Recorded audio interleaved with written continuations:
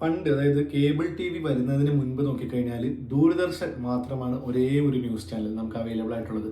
അപ്പം വൈകുന്നേരം 7 മണിയാകുമ്പം എന്തൊക്കെ സംഭവിച്ചാലും വീട്ടിലെ കാരണവന്മാർ വന്നിട്ട് അവർക്ക് വാർത്ത കാണണം എന്ന് പറയും. അപ്പം വേറെ ഓപ്ഷനൊന്നുമല്ല, മാറിക്കൊടുക്കുക എന്നുള്ളതേ ഉള്ളൂ.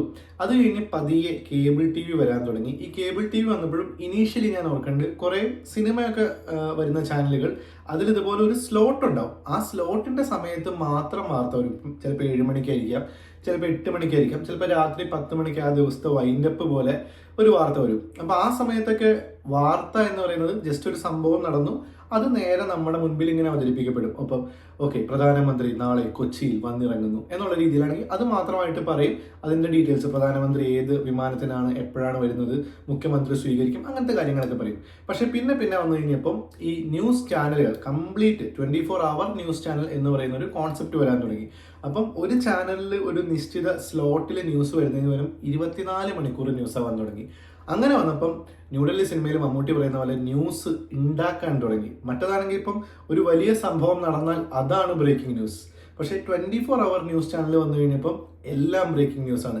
എപ്പോഴും അടിയിൽ കൂടെ ഇങ്ങനെ ഹെഡർ പോയിക്കൊണ്ടിരിക്കും, ബ്രേക്കിംഗ് ന്യൂസ് അല്ലെങ്കിൽ ഇന്ന ചാനൽ എക്സ്ക്ലൂസീവ് എന്ന് പറഞ്ഞിട്ട്.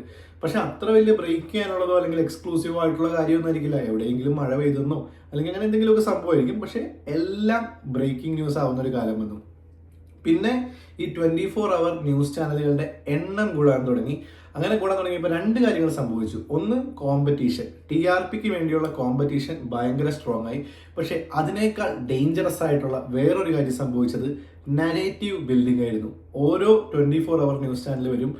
ആ ന്യൂസ് ചാനലിലെല്ലാം തന്നെ ഏതെങ്കിലും ഒരു രാഷ്ട്രീയ പാർട്ടിയോട് സ്പെസിഫിക് ആയിട്ട് അല്ലെങ്കിൽ ഏതെങ്കിലും ഒരു കമ്മ്യൂണിറ്റിയോട് സ്പെസിഫിക് ആയിട്ട് ഒരു ചെറിയ ബയസ് ഉണ്ടാവും. അതില്ലാത്ത ന്യൂസ് ചാനലുകളുണ്ട്. എന്നാലും ജനറലി നമ്മളിപ്പോൾ മലയാളത്തിൽ ഇന്ന ന്യൂസ് ചാനൽ അത് ഇന്ന പാർട്ടിയുടെ അല്ലേ എന്ന് നമ്മൾ ചോദിക്കുന്ന രീതിയിൽ പല ന്യൂസ് ചാനലുകളും ഉണ്ട്. സോ ഈ നരേറ്റീവ് ഫോർമേഷൻ വന്നു തുടങ്ങി കഴിഞ്ഞപ്പം ഇപ്പം നമ്മൾ ഒരു ന്യൂസ് ചാനൽ, ഏതെങ്കിലും ഒരു സ്പെസിഫിക് ന്യൂസ് ചാനലാണ് നമ്മൾ ഒരു വർഷത്തേക്ക് മുഴുവൻ കാണുന്നതെങ്കിൽ നമ്മൾ പോലും അറിയാതെ നമ്മൾ ആ ന്യൂസ് ചാനലിന്റെ നരേറ്റീവിൽ ഇൻഫ്ലുവൻസ്ഡ് ആയി പോകുന്ന ഒരു സംഭവമുണ്ട്. ഫോർ എക്സാമ്പിൾ പറഞ്ഞു കഴിഞ്ഞാൽ, ഒരു മന്ത്രി, എന്തെങ്കിലും ഒരു മന്ത്രി ഏതെങ്കിലും സ്റ്റേറ്റിലെയോ സെൻട്രലിലെയോ ഏതെങ്കിലും ഒരു മന്ത്രി ഒരു പ്രസ്താവന നടത്തി. Fortunately or unfortunately, knowingly or unknowingly, അത് ഏതെങ്കിലും ഒരു കമ്മ്യൂണിറ്റിക്ക് എതിരെയായിപ്പോയി. ചിലപ്പോൾ അദ്ദേഹത്തിന് ഒരു നാവുപിഴ പറ്റിയതായിരിക്കാം, അത് നമുക്കറിയില്ല. പക്ഷേ ഈ 24 അവർ ന്യൂസ് ചാനലിൽ വരുമ്പം സ്വാഭാവികമായിട്ടും ആ മന്ത്രിയുടെ പാർട്ടിയോട് ചായ്വുള്ള ഒരു ന്യൂസ് ചാനൽ ഉണ്ടാവും. അവർ അന്ന് നടത്തുന്ന ചർച്ചയിൽ മന്ത്രിയെ എങ്ങനെ വെളുപ്പിക്കാം എന്നുള്ള രീതിയിലായിരിക്കും, മന്ത്രിക്ക് ഒരു നാവുപിഴ പറ്റി എന്നുള്ള രീതിയിലായിരിക്കും. ഇനി ആ മന്ത്രിയുടെ ഓപ്പോസിറ്റ് പാർട്ടി ഫണ്ട് ചെയ്യുന്ന അല്ലെങ്കിൽ അങ്ങോട്ട് ബയസുള്ള ന്യൂസ് ചാനൽ ഉണ്ടാവും. ആ ചർച്ചയിൽ എങ്ങനെ ആ കുറ്റം മുഴുവൻ ഈ പറഞ്ഞ ഒരു സ്പെസിഫിക് മന്ത്രിയുടെ തലയിൽ കെട്ടിവെക്കാം, അയാളെ ഇന്ന കമ്മ്യൂണിറ്റി വിരുദ്ധനാക്കാം എന്നുള്ളതായിരിക്കും അവർ പ്ലാൻ ചെയ്യുന്നത്. സോ ഈ രണ്ട് നരേറ്റീവുകളും നമ്മുടെ മുമ്പിലേക്ക് വരും. നമ്മൾ ഏത് ചാനൽ കാണുന്നു എന്നുള്ളതനുസരിച്ച് നമ്മൾ ഇൻഫ്ലുവൻസ്ഡ് ആവും. പക്ഷേ ഈ സെയിം സംഭവം ഒരു 20 വർഷം മുമ്പാണ് നടക്കുന്നതെങ്കിൽ അന്ന് വൈകിട്ട് ദൂരദർശനിൽ എനിക്ക് തോന്നുന്നു ഹേമലത ബാലകൃഷ്ണൻ, അതാണ് ഏറ്റവും ഫേമസ് ആയിട്ടുള്ള 2 ആങ്കേഴ്സ്, അവരിൽ ആരെങ്കിലും ഒരാൾ വന്നിട്ട് പറയും, ഇന്ന കമ്മ്യൂണിറ്റിക്കെതിരായ പരാമർശത്തിൽ ഇന്ന മന്ത്രി ഖേദം പ്രകടിപ്പിച്ചു. അത് കഴിഞ്ഞു. പിന്നെ അത് നമ്മളാണ് ചിന്തിക്കുന്നത്. അതായത് ശരിക്കും ഈ മന്ത്രി ഒരു ജാതിഭ്രാന്തനാണോ, അയാൾ ഇതിന് മുൻപ് അങ്ങനത്തെ സ്റ്റേറ്റ്മെന്റുകൾ ഇറക്കിയിട്ടുണ്ടോ, അതോ പുള്ളി അറിയാണ്ട് ഇപ്പം നമുക്കാണെങ്കിലും നാവുപിഴ സംഭവിക്കുന്ന എല്ലാ മനുഷ്യന്മാർക്ക് സംഭവിക്കുന്നതാണ്, അങ്ങനെ സംഭവിച്ചതാണോ എന്ന് നമ്മൾ ചിന്തിച്ച് നമ്മളതിനെ പ്രോസസ്സ് ചെയ്യും. പിന്നെ ചിലപ്പം പിറ്റേ ദിവസം പത്രം വരുമ്പോൾ അതിൽ എന്തെങ്കിലും ഒരു ഡീറ്റെയിലിംഗ് ഉണ്ടാവും. പത്രങ്ങളുടെ നരേറ്റീവ് ഉണ്ട്, ഇന്ന സൈഡിലേക്ക് ചായവുള്ള പത്രങ്ങൾ, ഇന്ന പാർട്ടിയോട് ബയസുള്ള പത്രങ്ങൾ, അതൊക്കെ പണ്ട് തൊട്ടേ ഉണ്ട്. പക്ഷേ TV ചാനലുകളിൽ അത് ഇവൻച്വലിയാണ് വന്നു തുടങ്ങിയത്. ആൻഡ് TV ചാനലുകളിൽ അത് വന്നു തുടങ്ങിയപ്പം അത് 24 അവേഴ്സായി. പത്രം ഇപ്പോൾ ഒരു ദിവസത്തെ പത്രം നമ്മൾ വായിച്ചു, അത് കളഞ്ഞു അല്ലെങ്കിൽ അത് മാറ്റി വെച്ചു, പിന്നെ അതില്ല. പക്ഷേ നമ്മൾ 24 അവർ ഒരു പാർട്ടിയുടെ നരേറ്റീവ് പറയുന്ന ഒരു ന്യൂസ് ചാനൽ കണ്ടാൽ എല്ലാ വാർത്തകളിലും അല്ലെങ്കിൽ ഈ സംസ്ഥാനത്ത്, ഈ രാജ്യത്ത് നടക്കുന്ന എല്ലാ സംഭവങ്ങളിലും ആ ഒരു സ്പെസിഫിക് പാർട്ടിയുടെ നരേറ്റീവ് ആയിരിക്കും നമുക്ക് ഈ പറഞ്ഞ ന്യൂസ് ചാനലുകൾ ഇങ്ങനെ തള്ളി തന്നുകൊണ്ടിരിക്കുക. ആൻഡ് ഇനി നരേറ്റീവ് ബിൽഡിങ്ങും 24 അവർ ന്യൂസ് ചാനലുകളിലെ TRPക്ക് വേണ്ടിയുള്ള മത്സരവും കഴിഞ്ഞിട്ട് പിന്നെ സംഭവിച്ച ഏറ്റവും വലിയൊരു കാര്യമാണ് AI സർക്കസ്.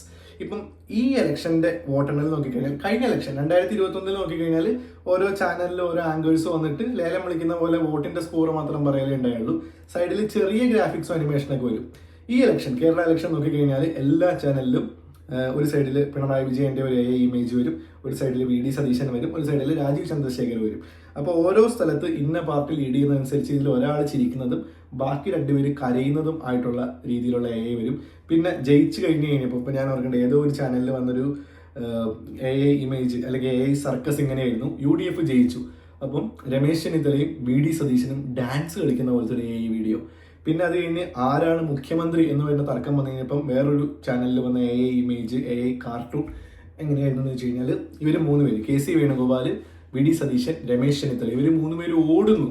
ഒരു ട്രാക്കിൽ ഇറങ്ങി അവർ 3 പേര് ഓടുന്ന പോലത്തെ ഒരു എ ഐ സർക്കസ് വന്നായിരുന്നു.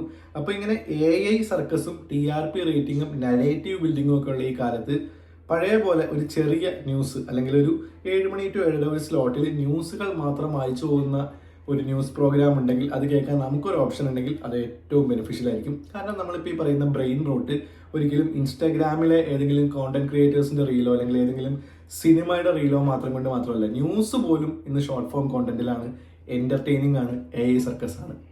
അപ്പോൾ ബാക്കി ഡിസ്കഷൻസ് നമ്മൾ ഇനിയും ഇൻട്രസ്റ്റിംഗ് ആയിട്ടുള്ള മറ്റൊരു വിഷയമായിട്ട് വരും. കാണാം.